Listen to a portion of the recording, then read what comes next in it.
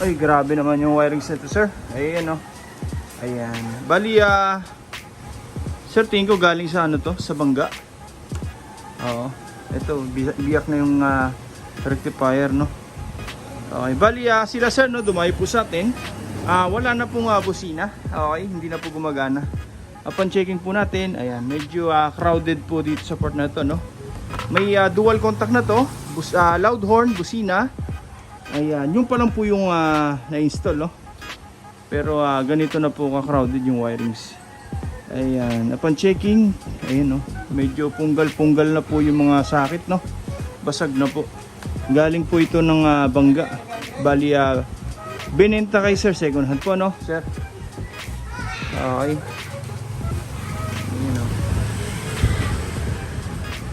Ngayon, babaklasin natin to. I-install natin ang mga panibagong parts, no? Tulad ng busina, MDL, combo light sa atin, rapid horn. Ayan, babaklasin po natin to lahat. Yung mga dating wirings po, no? Para pag in-install natin ng panibago, malinis na po. Okay. Ayan, no? Umpisa na po natin, no? Hours later. Ngayon po mga sir, no, nasa 80% na po tayo. Naulit na po natin lahat ng electrical wiring, sir. Bali, nagdagdag na tayo ng mga switch dito para sa combo lights.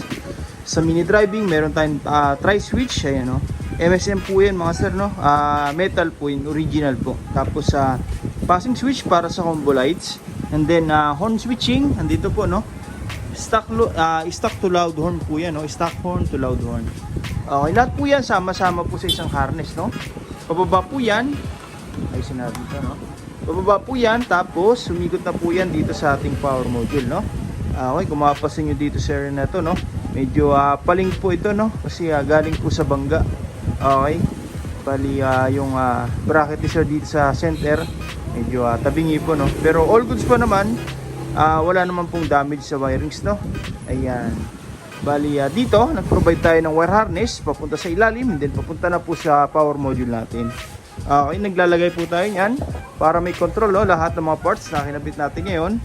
Katulad ng busina ni sir, andito na po yung isa. Lalagay natin yung isa rito, no. Tapos yung mini driving, andito na po yung output. Ayan, siya po yung nagko-control sa lahat, no. Distributor ng power po yan. Mula sa battery, papuntang trigger sa mga switch. And then papunta na po sa output. Sa busina, sa mini driving, yung combo light sa atin.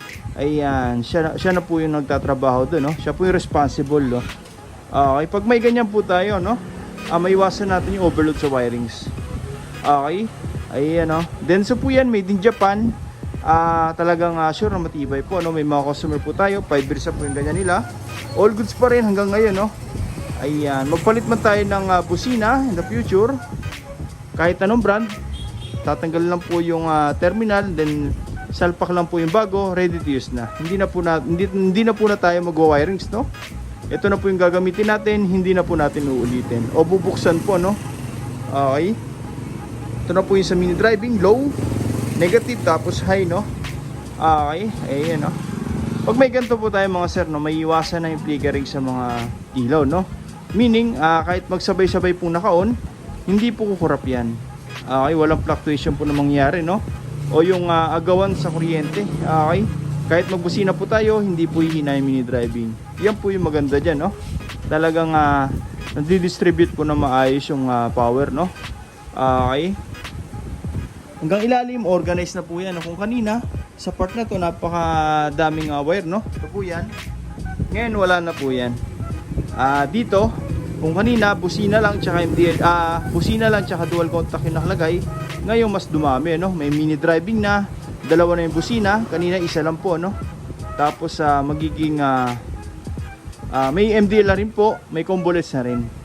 Mas dumami yung features and parts, pero mas kumunti po yung wirings. Yan po yung pinopromote natin dito, no?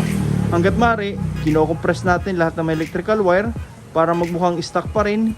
At the same time, magpagawa man sila sir sa mga mekaniko, hindi na po mahihirapan, no? Wala nang mga wiring na sagabal na pwedeng masugatan kung sakaling magpapalit man tayo ng bearings, no? Matamaan ng tools, hindi po basta-basta masusugatan yan dahil nakabalot po, no? Lahat po ng ginamit natin dyan, Pang automotive wire na po yan. Makakapal tapos nakahinang po, no? Sa loob yan. Nakahinang din sa loob po yan. Para mas kapit na kapit yung electrical wire. Matagtag man yung motor na sir, malubak man. Safety po yan, hindi po magkakaroon ng power loss. Okay. Ayan, no? Safety po yan. Dito wala po tayong makikita mga nakasuksok na wire, no? Talagang sinisecure po natin ng mabuti. Kasi pwede po pagmula ng short po yun, no? Kapag may isang hibla ng wire dyan, tumalon sa kabila, nagkataon na positive negative, sunog po ang motor ni sir. Okay, ayan, no? Malinis na po yan. Medyo disalign lang po dito sa port na to, no? Pero all good naman po. Ayan. Ayan, no? Naka-rubberized tape na po yan, no? Para tagon-tago yung wiring sa atin sa loob. All weather, kumbaga. Ginagaya natin yung Yamaha, no? Lahat ng mga manufacturing ng motor, binabalot po talaga nila yung wirings para mas malinis. At the same time, water resistant, heat resistant, scratch resistant. Yun po yung maganda dyan, no? Ayan, pwede po kasi mag-short yung mga wirings natin. Kung sakaling matamaan ng tools, nababalatan, ayan. Tapos, no, pag inatkat ng daga, kita agad yung tanso. Dito, hindi po yan. Ayan ang maganda rito, no? Okay, ngayon, kakabit na lang natin yung MDL. Yung busina, dito na po yung isa. Kakabit natin isa rito. Yung dual contact na sir. Tapos, testing na natin. Okay. Ngayon, natapos na po natin yung motor sir, no? All good sa po yan. Ayan. Kung mapapansin nyo, no, naka-on na po lahat ng mga ilaw ni sir. Pero wala pong kurap yan, no? Okay. Stable po yan ng kuryente, no? Okay. Try natin. Ito po yung nilagay natin na mini driving. Ito po yung headlight. Ito po yung mini driving, no? Hindi, no? Napakaliwanag po dyan, mga sir. Okay. Kung mapapansin yung serye natin, no, maliwanag pa. Pero kitang-kita na po yung mini driving. Lalo po ito sa dilim, mga sir, no? Okay. Passing light. Naglagay na rin po tayo, no? Okay. Ito po yung combo lights natin, no? Pag nag-passing automatic, sabay po yung MDL tsaka yung headlight. Iyan po yung difference ng gawa natin sa iba, no? Usually pag nag-passing, MDL lang po yung mag-on, pero dito, sabay po yung headlight. Pero maganda dyan mga sir, pwede pa rin tayo mag-high and low ng headlight nang hindi po sumasabay yung mini driving. Sa mini driving, ganun din po, no? Hindi sasabay yung headlight. Pero pag nag-passing, sabay po lahat yan. Ang purpose natin dyan mga sir, no, kaya pinagsabay natin, para kung sakali nag-on tayo ng high ng MDL, usually wala nang passing, no? Dito, meron pa rin headlight na magpa-passing. Ayan, no? Yan po yung maganda sa setup natin, no? Kahit po naka-high po yung headlight, nag-passing, meron naman pong MDL na magpa-passing. Kahit po naka-on yan, mga sir, no? Ayan, no? Naka-on na po lahat. Nung nag-passing, may ilaw pa rin. Sa busina, ganun din po yung setup natin, no? Ayan po yung stock na busina ni sir. Wala pong blinker. Okay, actually yung busina ni sir, no, hindi na po original na Yamaha, no? Aftermarket na po siya, kaya medyo mahina po, no? Ayan. Tapos yung loud horn, may nilagay po tayo dito switch, no? Ayan. Para sa loud horn. Tapos sa stock horn. Okay? Pag nag-loud horn tayo, automatic po yan, katulad po ng passing, no?